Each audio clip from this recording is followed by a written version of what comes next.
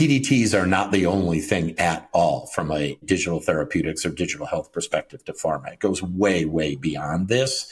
It goes beyond the pill, beyond the drug.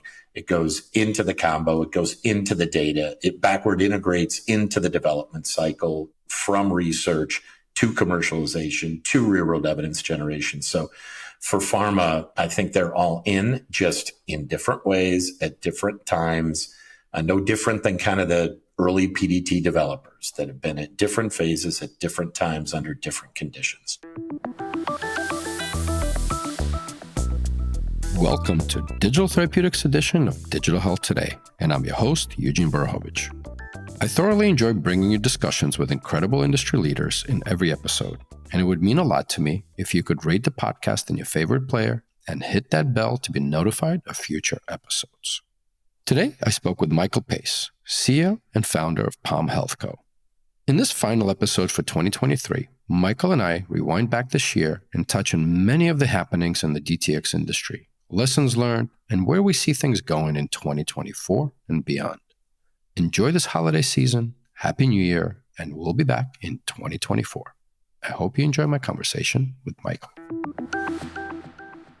Michael, welcome back to the DTx Podcast. I appreciate that you actually looked up when you were on this, which is crazy to believe that was in June of 22nd and episode 27. So we're not going to go into all the details about your background. For the listeners here, they can refer to episode 27, go back and get all the nitty-gritty details about Michael Pace. However, would love for you to refresh us all very quickly who you are.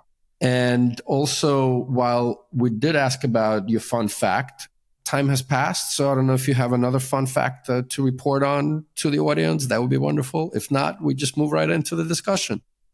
Thank you, Eugene. Great to see you again. And thanks for inviting me back. In the spirit of yours and Marina's business, I'm going to describe myself a bit as a coach today because that's really the nature of my work.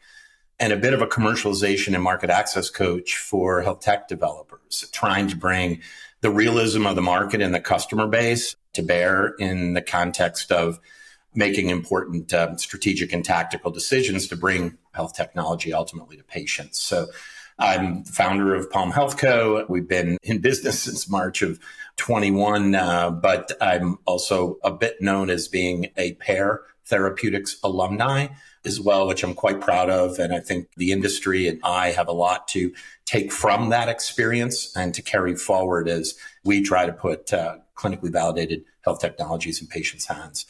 Gosh, I wish I could say I've gotten more interesting somehow in the past 18 months, but I'd be lying. And if my wife ever listened to the podcast, she'd be sure to +1 that.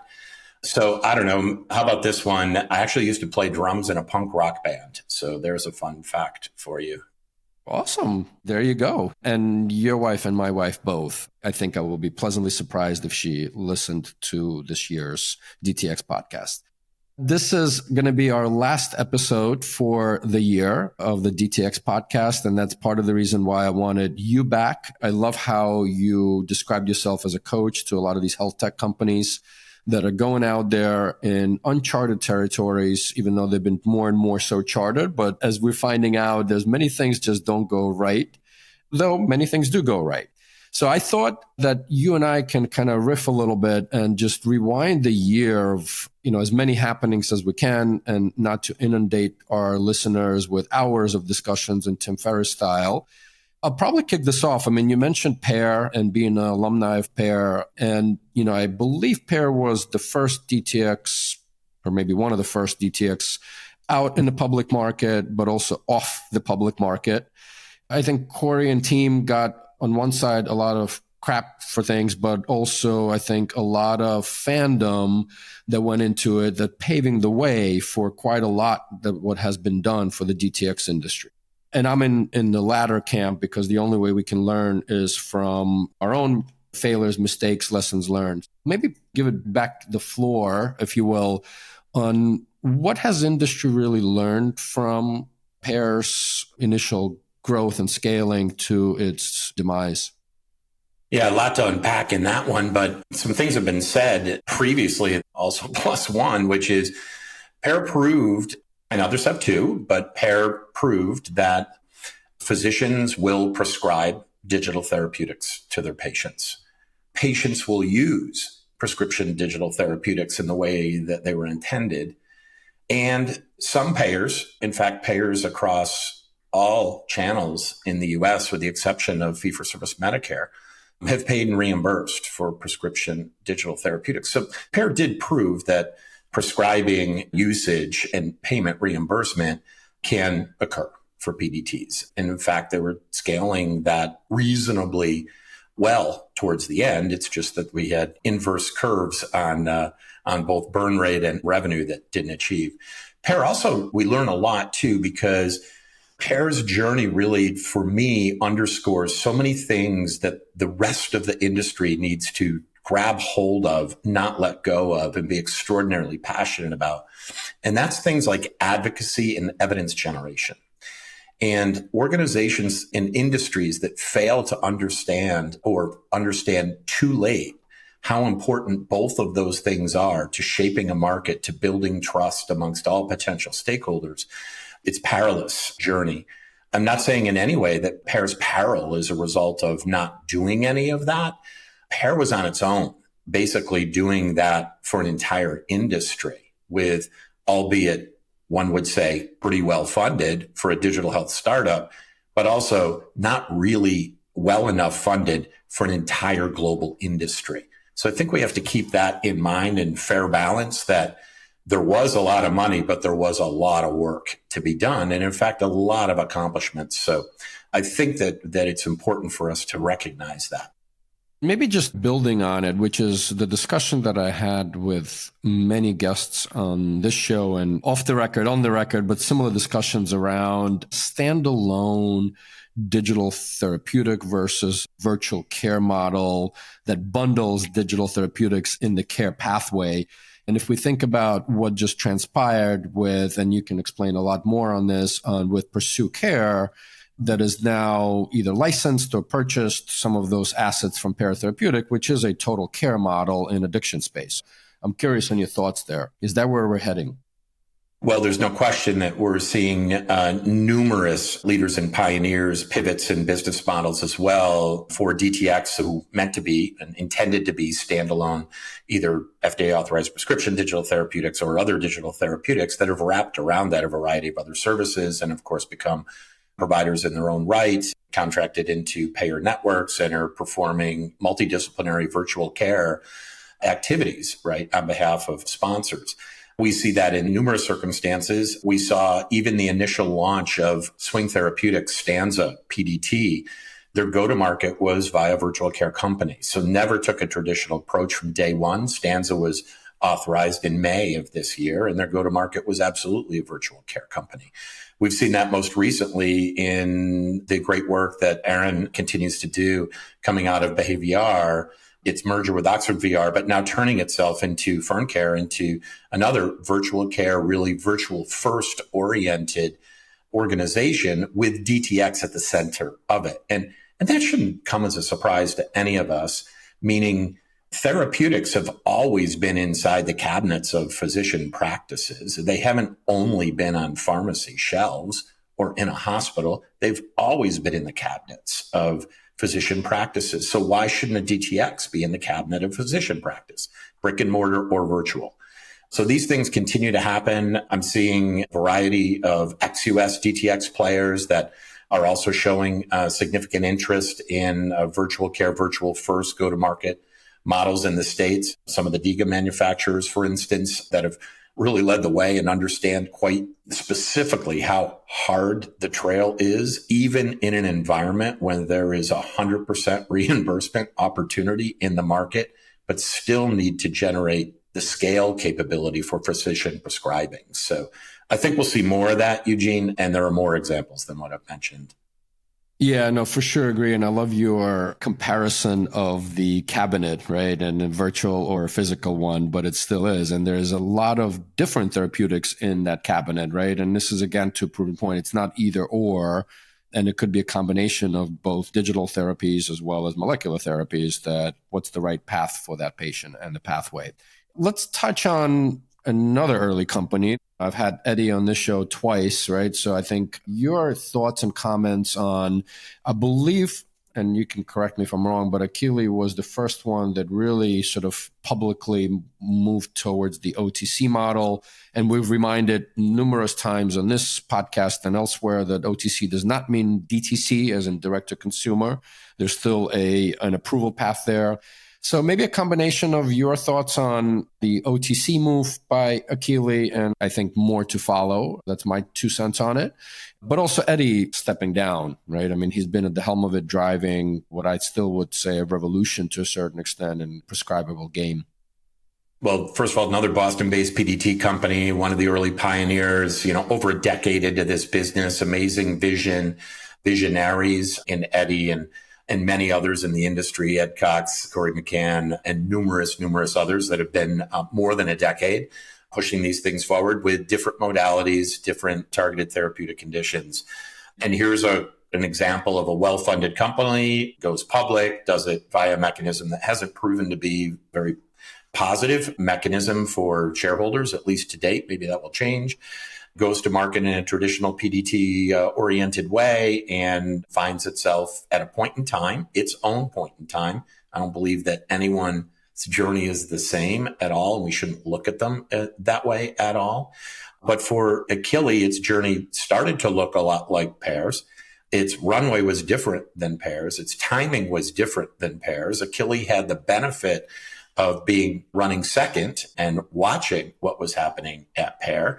And that also, I think, gives any company that is running shotgun, so to speak, or in the draft, the opportunity to consider other options and test other options that may be better for them at that time.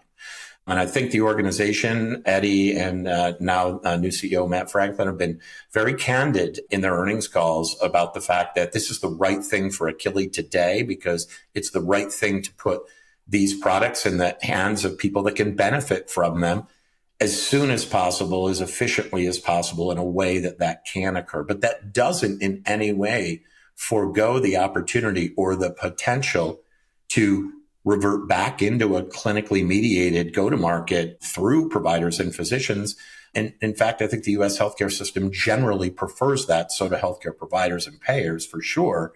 But that being said, at this time, in this way, they've been clear about that decision. If you're an investor, you're much happier with the Q3 earnings than you were with the Q2 earnings. 5x revenue growth. You've seen a lot of downloads. You're seeing conversion. You're seeing a different operating model. So you're seeing gross margins being higher. And that's just a choice for entrepreneurs to make. So I applaud the organization for being decisive, for taking a chance, for testing and producing a pivot. And for Eddie, what a great entrepreneur and leader he was. And I think after 10 years, it doesn't surprise me one iota that it's time to move on and to find other things. And I'm sure he would even joke around that the Q3 earnings was kind of somewhat, I wouldn't call it a parting gift, right? I mean, he's still the president and even chairman of the board. We learned a lot from them. We learned a lot. No, for sure, right? And I just recently had, others in the ADHD market on this podcast. So there's other entrepreneurs that like your shotgun approach or your comment. We're all learning from each other. And, some are just maybe a little bit too early, but there's, certainly lessons learned. We're going to take a quick break and be right back with Michael Pace, CEO and founder of PalmHealthCo. Speaking of lessons learned, but also what I would call it #tough market, right? And I think this is a broad market, as tough as it is.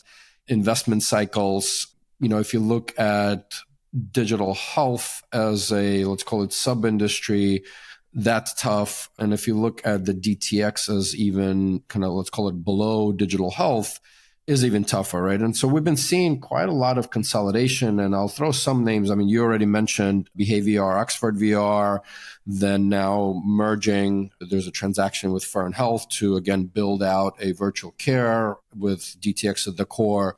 We've also had Limbix acquired for, I believe, somewhere around a third of what investors have put in by Big Health and what was reported as an all stock transaction.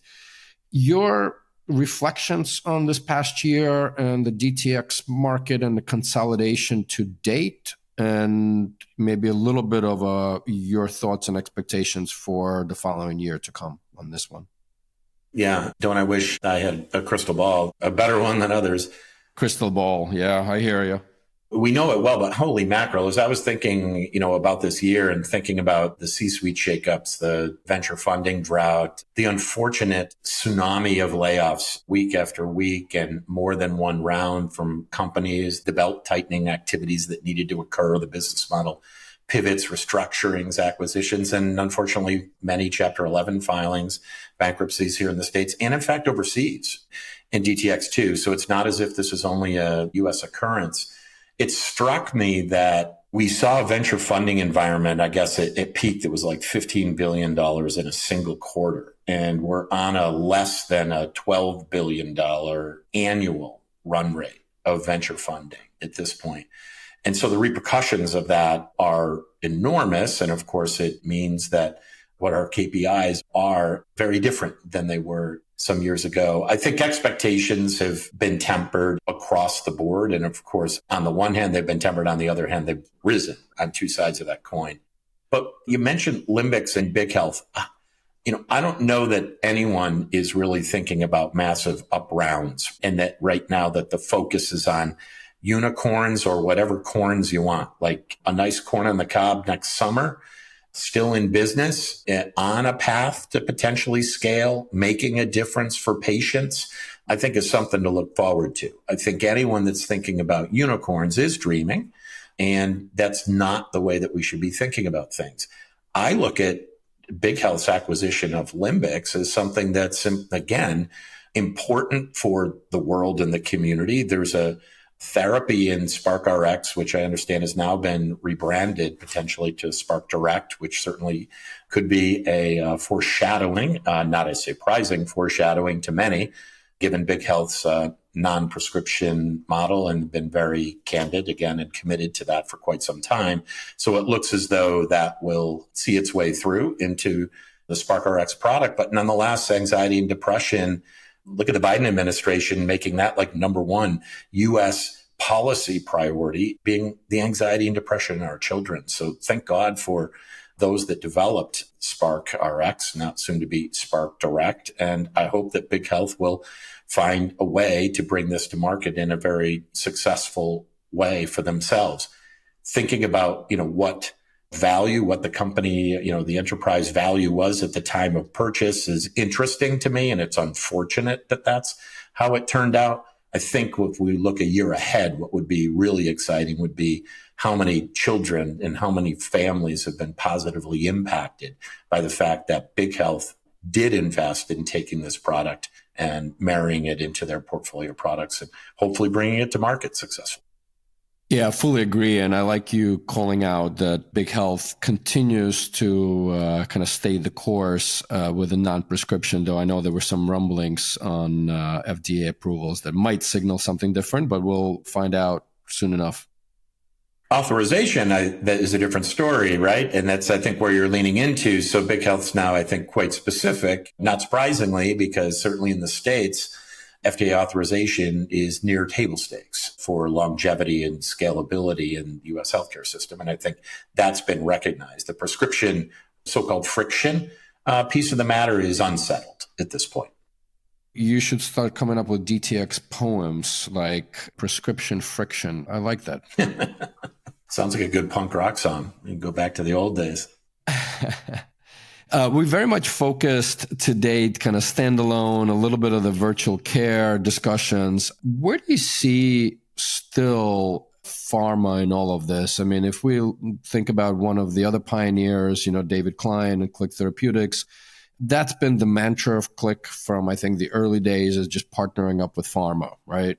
How do you see that playing out? Anything to kind of brief us with your wisdom on? I have listened to David at a number of conferences this year and have a great respect for him as, again, and being one of that cadre of early pioneers and taking different routes to market, right? So the Big Healths and Clicks and Achilles and Ditheras and Pears, et cetera, all are leaving a legacy and building a legacy and leaving a legacy in this space. David's decided to do it through leveraging the R&D expertise and the capital available from large pharma companies who I think many would suggest continually need to reinvent themselves and continually need to leverage technology in all aspects of their business. So this whole idea of beyond the pill, which I think is, a 20-year-old plus phrase, I think still exists and will always exist, right? Because pills where it started, or powder, you can, whatever the route of administration of a therapeutic effect was, still changes every day. In fact, it changed last week. For the first time, CRISPR therapy was approved by the Food and Drug Administration. So now we can re-engineer genes, right? And we've been deeply now into regenerative medicines and the like. And I think Click has realized that pharma's deep expertise in research and development and its ability to collaborate from a translational science perspective, utilizing software, is another form of medicine that pharma needs to gravitate to, or should gravitate to, and is in many ways. And his Click's partnerships with Otsuka, who we expect there could be an FDA authorization of their prescription digital therapeutic for MDD sometime soon. A couple deals with Boehringer Ingelheim, a newly announced deal with Orexo this year in the SUD/OUD space, kind of following on Pear's activity, I think is a sign of pharma in no way pulling back on a prescription digital therapeutics idea. But it's also not, I think, and you probably see this as well, Eugene, as much as anyone else, PDTs are not the only thing at all from a digital therapeutics or digital health perspective to pharma. It goes way, way beyond this. It goes beyond the pill, beyond the drug. It goes into the combo. It goes into the data. It backward integrates into the development cycle from research to commercialization to real world evidence generation. So for pharma, I think they're all in, just in different ways at different times, no different than kind of the early PDT developers that have been at different phases at different times under different conditions. Yeah, beyond the pill, drug plus, however we want to word it at the end of the day. And you mentioned the word data is, I think, one of the key components of that strategy as well, right? That's when paired up with a molecule. So for sure, I agree with you. We're going to continue seeing this. I do think we're going to continue seeing growth, and that's, differentiation for those pharma companies as well. I saw you post something around the health technology assessment. So maybe you can dive in a bit. I think that this is pretty important news that transpired in 2023, and we're hopefully going to see quite a lot around this in 2024 and beyond. But maybe you can expand on this. Well, of course, for anyone in the digital health, in particular digital therapeutics or prescription digital therapeutic space, anyone that's intending to treat or manage a condition, health technology assessment is a prerequisite essentially for a buyer or a purchaser deciding to engage with the organization. The formality of HTA, your listeners, I'm sure, are aware of, certainly even from the drug world, like big body organizations like NICE in the UK or ICER in the US have been assessing pharmacologic technology, biotechnology, drugs for quite some time. NICE was first to build an HTA framework for digital health technology that was actually very early, was early 2019, was the first NICE framework. So fast forward, here we are 4 years later, and what has occurred is ICER has reviewed a couple digital therapeutics products over its tenure. It reviewed diabetes products like Omada products way back in 2017 or 18. And actually ICER reviewed Reset-O, Pear's Reset-O product in 2020. But there's just no way that that single organization can essentially curate value in health technology assessment for all the digital health technologies beyond drugs. So it shouldn't come as a surprise that earlier this summer, the Peterson Health Technology Institute was launched for the purpose of assessing digital health technologies. This organization, like ICER, has received funding from wealthy people, from large insurance companies. It maintains a very large purchaser advisory board, which makes up large health plans in the United States, large employers looking to get to provider systems. And it's launched its first two assessments for diabetes and virtual musculoskeletal care products. So it's got a very formalized framework. It's taking input from stakeholders and it's assessing digital health technologies in essentially a standardized way, leveraging both ICER clinical evidence assessment as well as other more digital health technology types of elements, like, for instance, user experience, right? Which ICER would never evaluate for a drug, but user experience for a DTHT is very, very important. So it's highly similar in many ways in terms of assessing value, in terms of assessing clinical effect and things like that. What it's not doing is evaluating cost effectiveness, which is quite interesting. It's evaluating ROI. But there'll be much, much more to come. And I'd encourage all of your listeners to actively engage, not just watch, but actively engage and shape this, because this isn't just a US phenomenon. NICE is a very active in the UK, and this is a pan-European phenomena that's occurring as well. Before we go kind of a little broader internationally and some of the thoughts, we've been talking about different channels and pivoting models. And I think we've talked quite a bit on this podcast around employer channel, health plan channel. But there's the quote unquote rise of the aggregators. I think pretty much most of the major health plans and PBMs have their own, CVS Point solution, Evernorth digital formulary. I think UHC has a UHC hub. Can you talk to us a little bit of what you think it means to some of the DTx manufacturers out there and where these broadly called aggregators will come in play next year to come and beyond? Yeah, I mean, good point. We know that this idea of, quote, point solutions fatigue is something we've heard a lot about in 2023. I guess it almost deserves its own digital health solution to support the fatigue, right? We can give that out to HR directors at large employers throughout the U.S. But honestly, that's what they've felt. And many of we'll call them aggregators of point solutions, right? They're really curators. So each of these organizations has said, what's the small set of kind of preferred vendors that, we've vetted in whatever way that we have decided to vet them, and we've engaged with them, contracted with them in a way that brings efficiency to the system and brings efficiency to the customer, their customer being large employers for the most part, and then ultimately brings efficiency to the end user too. And that's kind of the reason for these organizations to exist and how they've come to be. And I think, Eugene, we could probably count 36 of these now, at least, curators and aggregators, some that are really pharmacy-led. I call them pharmacy-led, the CVS Healths and ESIs, like you mentioned. But of course, United Healthcare's UHC Hub has now come into play. Walgreens has its own Find Care initiative.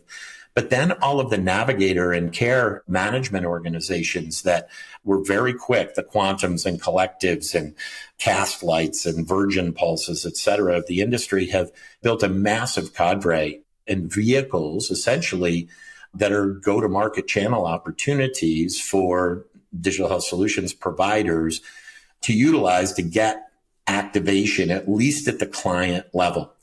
I think the most important takeaway that I see for anyone looking, if you're a point solution or you're a DTX, you're not a PDT, I often think about the funnel, right? Or where is the point of activation? And if the point of activation is with your consumer vis-a-vis an OTC model, or vis-a-vis even a PD, that's an OTC model, or if your point of activation is with a doctor vis-a-vis a PDT model, very, very different than the aggregator employer model, where your point of activation is with the employer. And now all of a sudden we're trying to aggregate employees. The operational decisions, the strategic choices on what type of operating mechanism you choose to aggregate end users and to support your financial model is really the key decision point for anyone. But this channel is serving a purpose. It's getting awfully crowded, very, very crowded, very difficult to really distinguish.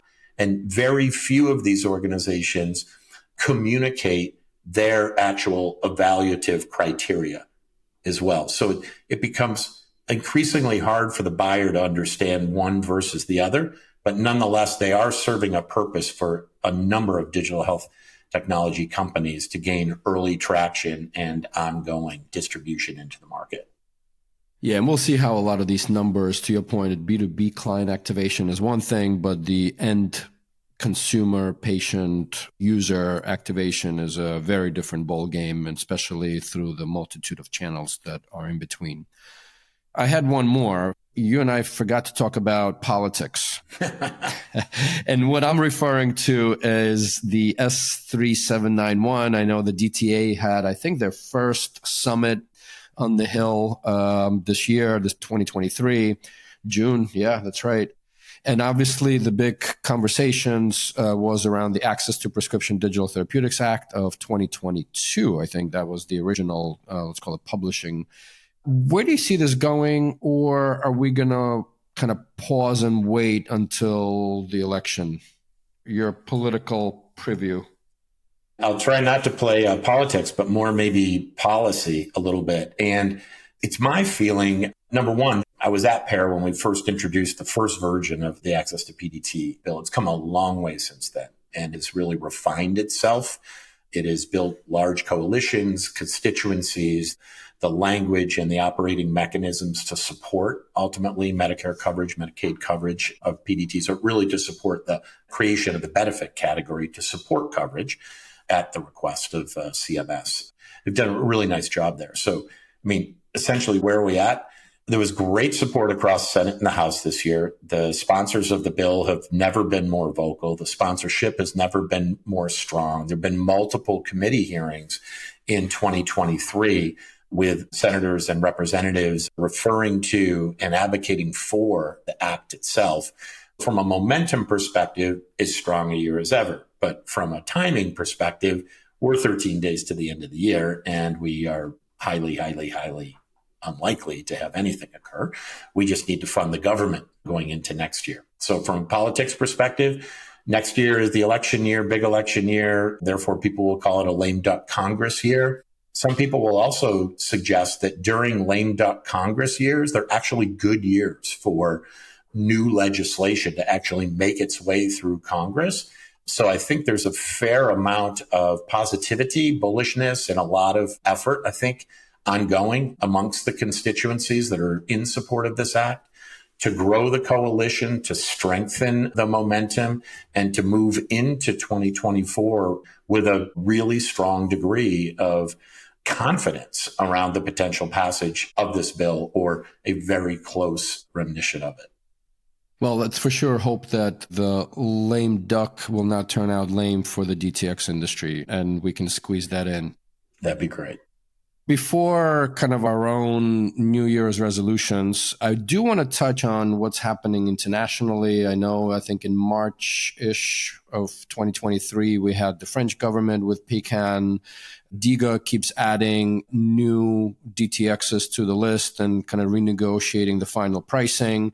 Some have been kind of moved off of the, call it, formulary. Your thoughts of what you've seen this past year, broader, maybe even outside of Europe, APAC, et cetera? Yeah, I think we see the continued strong momentum ex-US as well, certainly led by Germany, but in no way other countries not having significant activities ongoing. And you mentioned France, and that's true. Korea's had a couple great approvals this year in the insomnia area. In Japan, we've had multiple approvals as well. The Netherlands has things moving as well as some other countries. And I think if I look back on this year, I look back at the maturation of DIGA. I think what we saw 2022 just be this euphoric growth phase where the focus in DIGA in 2022 was number 1, number 2, number 12, number 32 approved, right? And it was this growing reimbursement schema where the whole world is saying, oh, geez, I've got software as medicine. I've got a great product here. I just need to find reimbursement. And that's where I go. I go to Germany and that's what I do. That was a fantastically euphoric year. It's not to say that 2023 didn't still bring more of that as well. It did. It brought some new entries, but it was a much slower year for new DIGA reimbursements. What I think has been telling is the maturation where I start to hear from all of the wonderful entrepreneurs in Germany of still many of the same issues that you face in the United States if you're a drug manufacturer around time to getting patient on product or how slow it is to get a prior authorization from a health insurance company. right? Or how disempowered a provider might be in their prescription. So some of the same operational challenges that have plagued the US kind of specialty pharma industry and DTx industry, now even the German DIGA manufacturers are feeling this on the ground as well, because they're further along. Many of them, we've got 5, 6, 7 partnerships with pharma companies and DIGA manufacturers. We've got many more sales reps on the ground, many more, hundreds and hundreds and hundreds and hundreds of thousands of prescriptions being written and patients utilizing this product. So the experience base is enormous, which again gives us a great opportunity to learn. But that's the way I characterize this year looking back. It's been a year of maturation and into operations. By the way, that goes to contracting and pricing too. It goes to a developer making sure that they have enough money on hand to pay the clawback. Unfortunately, we had a bad circumstances here happen because of a payment clawback over 2 years based on the price negotiations. So everyone is learning. At the same time, patients are benefiting, and that's really cool. Listen, I appreciate you making the time, Michael. Let's just dive quicker, and it can be personal or the industry-wide. Things that maybe you want to do more of next year or you want to see more of next year. I'm hoping to see a lot more humility in the market. I think we're seeing that now, and I hope that we'll see even more humility in the market. But the one thing that I want to continue to see, as much as we have been seeing, is the passion in the market, the passion for the patient, the passion for outcomes, the passion to bring forward health technology and make a difference, in human health. So for me, those are the things that I hope for broadly for the industry. For my health, I'm looking for a little bit of balance. And on top of that, I'm looking forward to seeing you in Barcelona because I've got a youngest daughter doing a semester overseas next year. So I can't wait to come see you. Anytime. And for those that are tuning in, you'll be listening to this right before the New Year's Eve. So happy holidays. Enjoy the rest of this year. And I'm sure you'll be hearing more from us on the DTx podcast and some of these amazing individuals like Michael Pace and many others, bringing you some content that you much deserve. Happy New Year to you, Eugene, and to all of your listeners. Thanks for tuning into the Digital Therapeutics edition of Digital Health Today, a production of Mission-Based Media. Be sure to subscribe to this podcast on your favorite podcast player so you're automatically notified each time I speak with one of these amazing leaders and trailblazers who are forging the path for digital therapeutics. If you'd like to learn more about Your Coach Health or Health Excel, you can find the links to this and more in the show notes for this episode. I'm Eugene Borukhovich, and catch you next time.